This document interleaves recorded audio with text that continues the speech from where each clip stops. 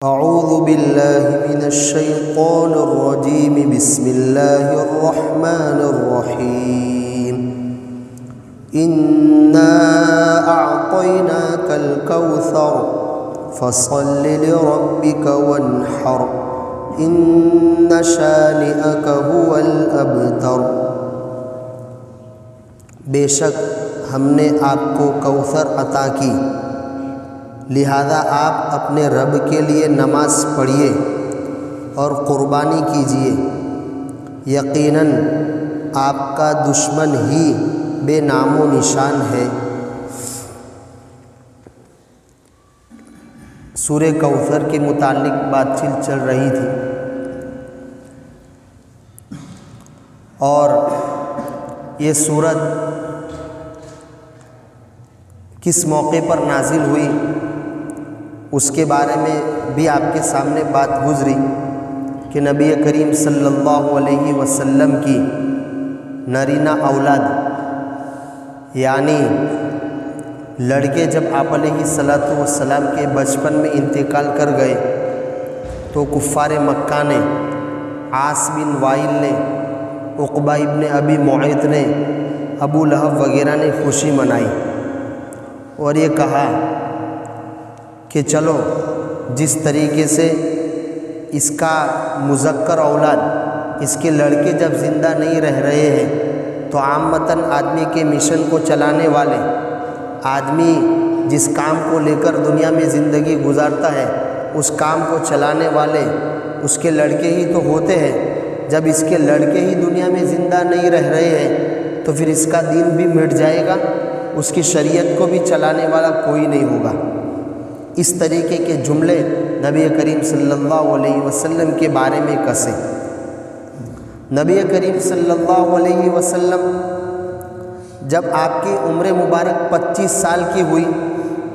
اس وقت آپ علیہ السلام نے حضرت خدیجۃ الکبریٰ رضی اللہ تعالی عنہا سے نکاح فرمایا۔ 5 سال کے بعد حضرت زینب رضی اللہ تعالی عنہا پیدا ہوئی، یہ آپ کی سب سے بڑی لڑکی ہے۔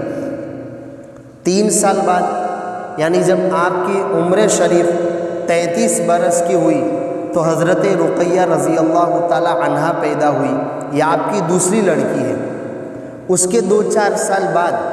حضرت ام کلثوم رضی اللہ تعالی عنہا پیدا ہوئی، یہ آپ علیہ السلام کی تیسری لڑکی ہے۔ جب آپ علیہ السلام کو نبوت مل کر 1 سال گزرا یعنی جب آپ کی عمر شریف 41 سال کی ہوئی اس وقت آپ کی سب سے چہیتی بیٹی حضرت فاطمہ رضی اللہ تعالی عنہا پیدا ہوئی۔ یہ آپ علیہ السلام کی لڑکیاں تھیں جو حضرت خدیجۃ الکبریٰ رضی اللہ تعالی عنہا کے بطن سے یعنی پیٹ سے پیدا ہوئی، اور آپ علیہ السلام کی نرینہ اولاد، مذکر اولاد یعنی لڑکے، آپ علیہ السلام کے ایک لڑکے تھے حضرت قاسم رضی اللہ تعالیٰ عنہ۔ حضرت قاسم کب پیدا ہوئے؟ یا تو بعض تفسیر کی کتابوں میں لکھا ہوا ہے سب سے پہلے یعنی حضرت زینب سے پہلے ان کی ولادت ہوئی، یا سب سے پہلی لڑکی حضرت زینب کے بعد ان کی ولادت ہوئی، یہ ہے حضرت قاسم رضی اللہ تعالیٰ عنہ۔ اسی نام پر آپ علیہ السلام کی کنیت ابو القاسم صلی اللہ علیہ وسلم ہے۔ آپ علیہ السلام کو ابو القاسم کہا جاتا ہے۔ آپ کے یہ بیٹے تھے،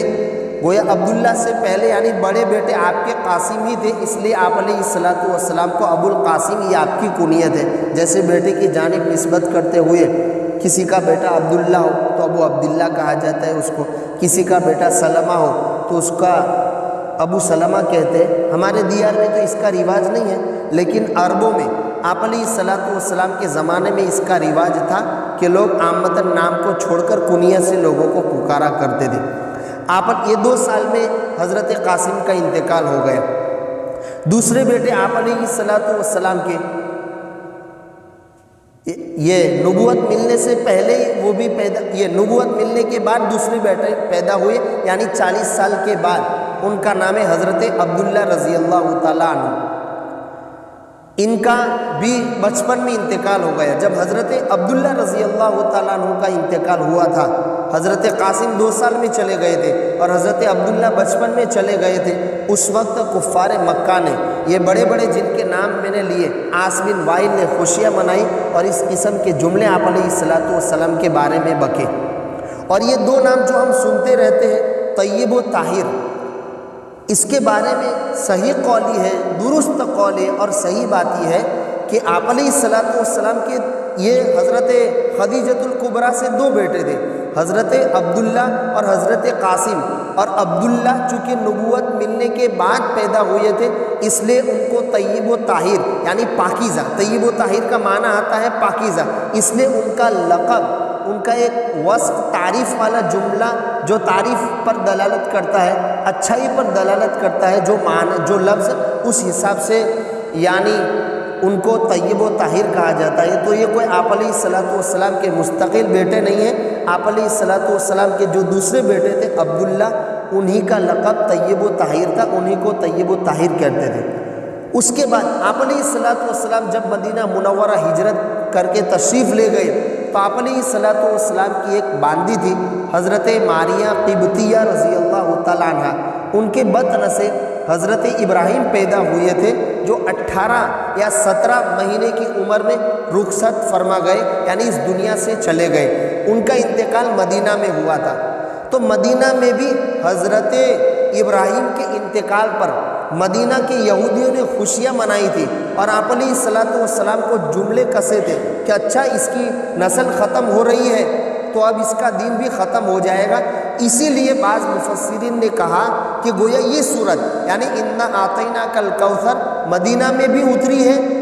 بعض نے کہا کہ مدینہ میں اتری ہے، اور جن لوگوں نے یہ دیکھا کہ مکہ والوں نے خوشی منائی تھی حضرت عبداللہ کے انتقال پر یا قاسم کے انتقال پر، جن کا انتقال مکہ میں ہوا، تو بعض مفسرین نے کہا کہ یہ صورت مکہ میں نازل ہوئی ہے، اور بعض مفسرین نے یہ بھی کہا ہو سکتا ہے کہ جب حضرت عبداللہ کا انتقال ہو گیا اور قاسم کا انتقال ہو گیا اس وقت آپ علیہ الصلوۃ والسلام کو تسلی دینے کے لیے مکہ میں بھی نازل ہوئی ہو، اور پھر جب آپ مدینہ تشریف لے گئے اور مدینہ میں ابراہیم علیہ الصلوۃ والسلام کا انتقال، حضرت ابراہیم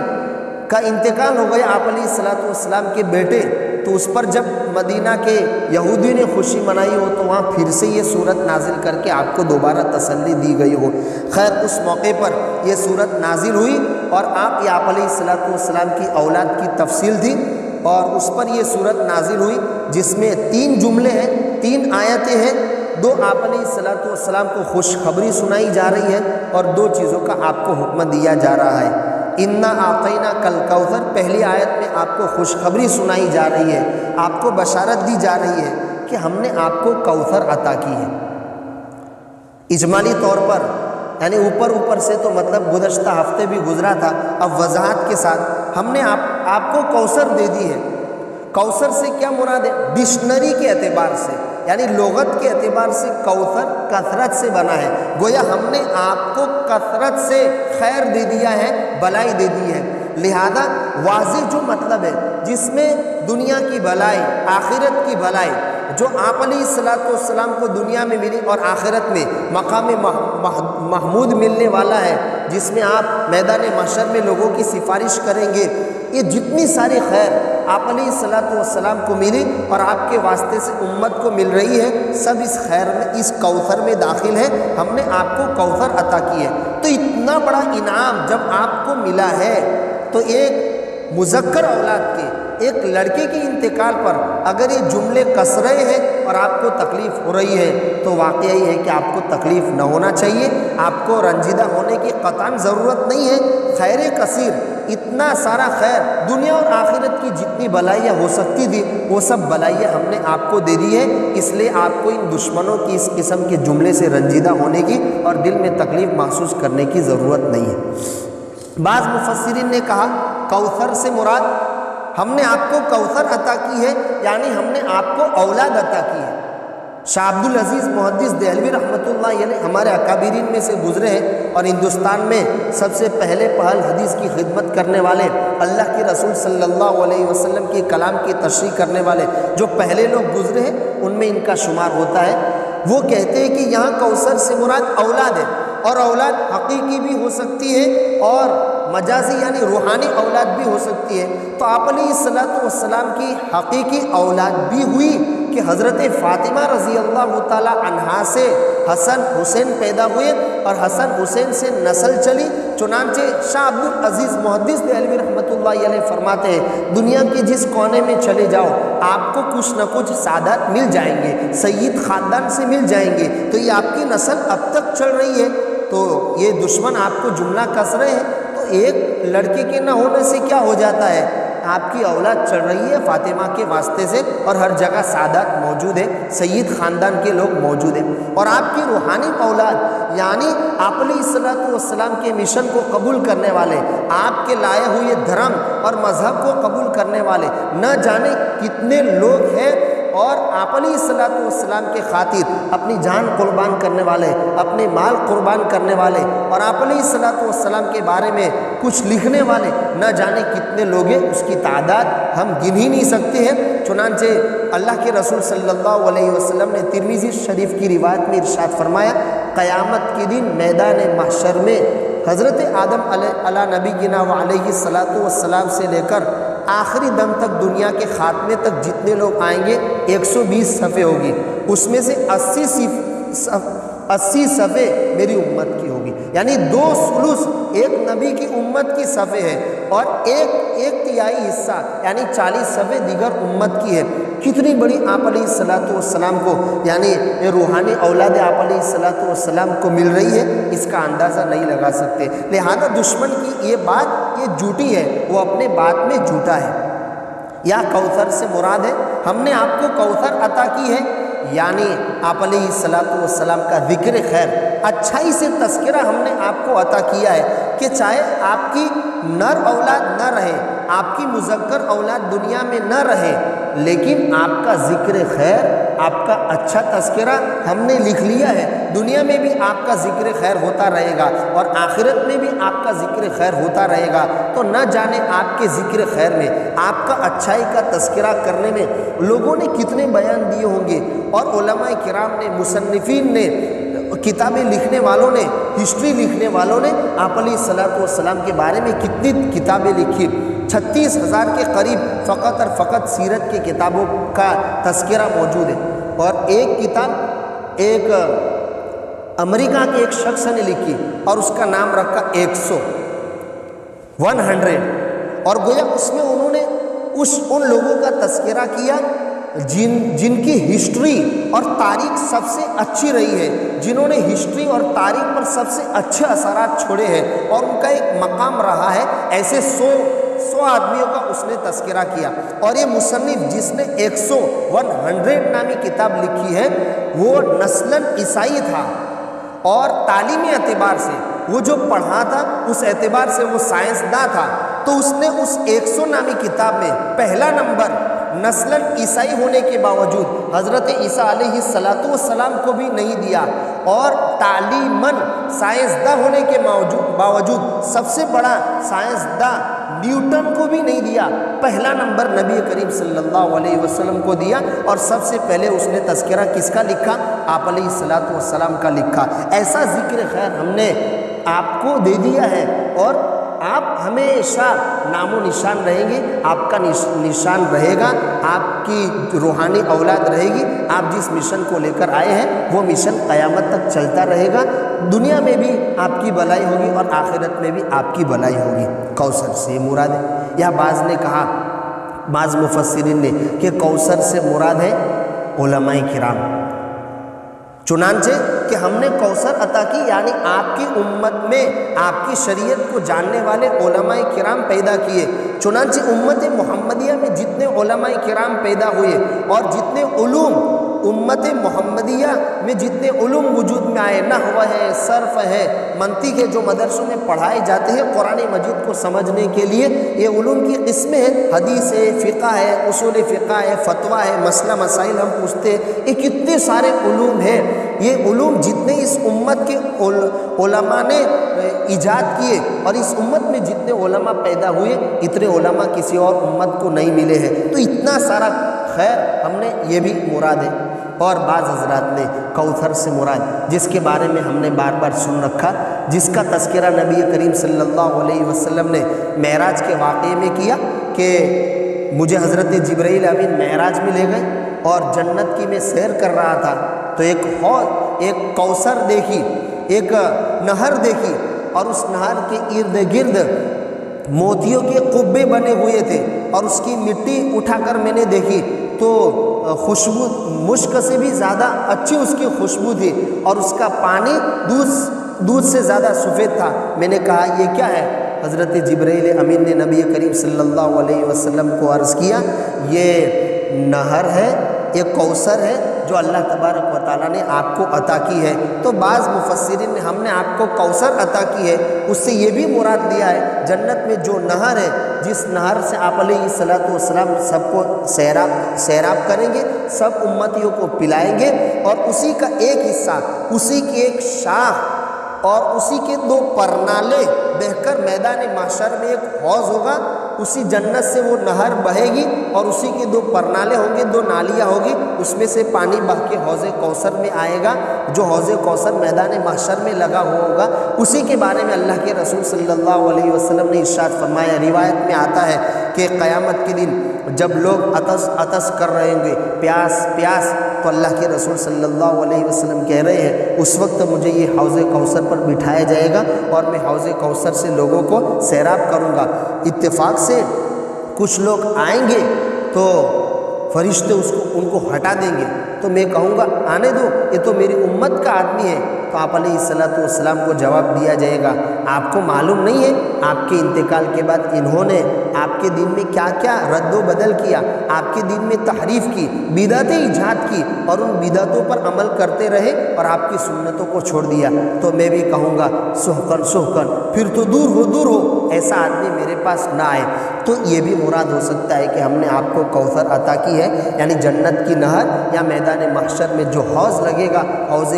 کوثر، وہ مراد ہے۔ تو اتنی ساری نعمتیں جب ہم نے آپ کو عطا کی ہے اور آپ کا مشن، آپ کا ذکر خیر ہم نے چھوڑ دیا ہے، تو یہ دشمن جو آپ کے بارے میں کہہ رہا ہے اس سے ذرہ برابر آپ کو غمگین ہونے کی اور آپ کو تکلیف میں مبتلا ہونے کی ضرورت نہیں ہے۔ انا اعطیناک الکوثر، یہ آپ علیہ الصلوۃ والسلام کو ایک بشارت دی گئی، فصلی لربک وانحر۔ جب اتنی بڑی نعمت آپ کو ملی ہے اور خیر کثیر ہم نے آپ کو دیا ہے، تو بڑی نعمت کے لیے شکریہ بھی بڑا چاہیے۔ تو بڑے شکریہ کے لیے بڑی عبادت نماز کو اختیار کیا گیا اور کہا گیا کہ اپنے رب کے لیے نماز پڑھیے، اور یہ نماز کی شکل میں گویا جانی عبادت ہو گئی۔ تو اب ساتھ میں اسی نعمت کے شکریہ میں اور تکمیل پیدا کرنا ہے، اس میں اور اضافہ کرنا ہے اور شکر کو مکمل کرنا ہے، تو اس کے لیے ونحر کہہ کر یعنی اپنے رب کے لیے قربانی کیجئے۔ تو ساتھ میں مالی عبادت کا بھی تذکرہ کیا گیا، گویا جانی عبادت بھی کیجئے، بدنی عبادت بھی اپنے رب کے لیے کیجئے، اور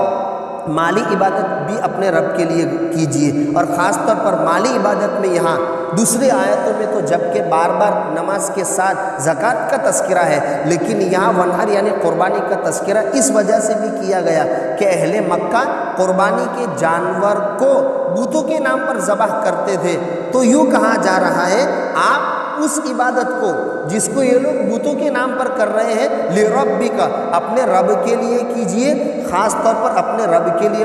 قربانی کیجئے اور اس میں کسی کو شریک مت کیجئے۔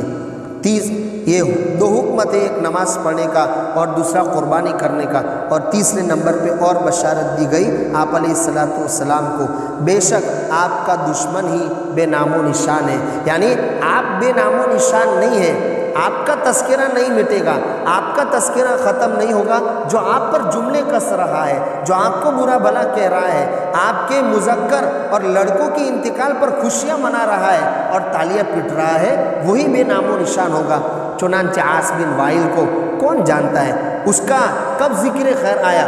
نبی کریم صلی اللہ علیہ وسلم کے محمد اور احمد نام لوگ فخر سے رکھ رہے ہیں، اور نہ جانے محمد کے نام پر کتنے لوگوں نے محمد نام رکھا ہوگا، اور نہ جانے احمد نام پر کتنے لوگوں نے اپنے بیٹوں کا نام احمد رکھا ہوگا، لیکن آج کوئی بھولے سے بھی اپنے بیٹے کا نام عاص بن وائل یا ابو لہب رکھنے کے لیے تیار نہیں ہے۔ اس کا تذکرہ نہیں آتا، اگر آتا بھی ہے تو وہ برائی کے ساتھ تذکرہ آ رہا ہے، تو آپ بے نام و نشان نہیں ہوئی، آپ کو برا بھلا کہنے والا بے نام و نشان ہے، اس کا کوئی نام لینے والا نہیں ہے، اور وہ جس شرک والے یعنی مشن کی بات کر رہے تھے اس کا کوئی نام و نشان نہیں ہے۔ آپ ابتر نہیں ہے، ابتر یعنی دم بریدہ، بے نام و نشان، جس کی اولاد نہ ہو، تو آپ ایسے نہیں ہیں، یہ آپ کا دشمن ایسا ہے، تو اس کا تو کوئی تذکرہ نہیں ہے۔ جبکہ نبی کریم صلی اللہ علیہ وسلم کا تذکرہ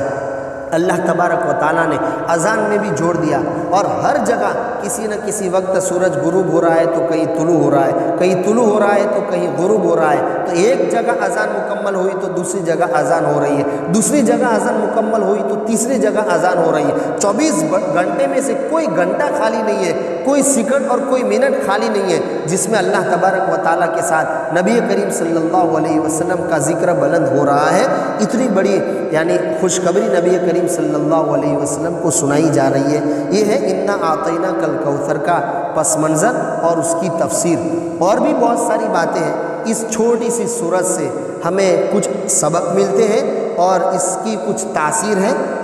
نمبر 1، پہلا سبق تو ہمیں یہ ملتا ہے، انا اعطیناک الکوثر، ہم نے آپ کو کوثر عطا کی۔ کوثر کے بارے میں ایک تفسیر یہ گزری کہ اللہ کے رسول صلی اللہ علیہ وسلم کے پاس جب آپ حوض کوثر سے لوگوں کو پانی پلا رہے ہوں گے تو کچھ لوگ آئیں گے تو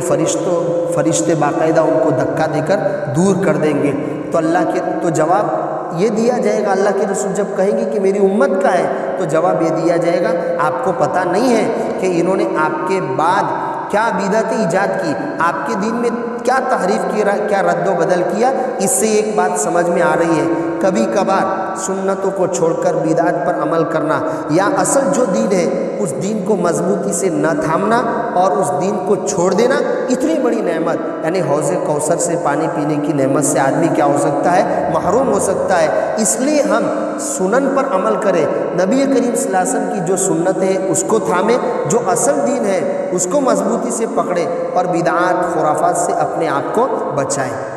دوسری بات، مولانا ادریس کاندھلوی رحمۃ اللہ علیہ نے معارف القرآن میں ذکر فرمائی کہ جس طریقے سے اللہ کے رسول صلی اللہ علیہ وسلم قیامت کے دن اس حصے یعنی دیکھے جانے والے حوض کوثر سے لوگوں کو سیراب کریں گے، اسی طریقے سے نبی کریم صلی اللہ علیہ وسلم نے اس دنیا میں معنوی حوض کوثر یعنی علوم نبویہ، نبوی جو علوم تھے، شریعت جو آپ کی تھی، اس سے لوگوں کو سیراب کیا۔ لہذا قیامت کے دن اس حوض کوثر سے وہی آدمی سیراب ہو سکے گا جو اس دنیا میں آپ کے حوض معنوی یعنی علوم نبویہ سے سیراب ہو، آپ کے علوم نبویہ کو حاصل کرے۔ نبوی جو علوم ہے، نبوی جو باتیں ہیں، جس کو آسان لفظوں میں دین اور شریعت کی باتیں کہہ لیجئے، جو ان دین اور شریعت کی باتوں کو اپنانے والا ہوگا وہی قیامت کے دن آپ کے حوض حصی یعنی آنکھوں سے دیکھے جانے والے حوض کوثر سے سیراب ہو سکے گا۔ اس کے لیے بھی یہ بات ضروری ہے کہ ہم دنیا میں علوم نبویہ، نبی کی جو علوم ہے، شریعت ہے، اس کو تھامیں تاکہ اللہ تبارک و تعالی ہمیں آخرت میں حوض کوثر سے سیراب فرمائے۔ اور بھی 2-4 باتیں وہ انشاءاللہ آئندہ ہفتے آ جائیں۔ سبحان اللہ۔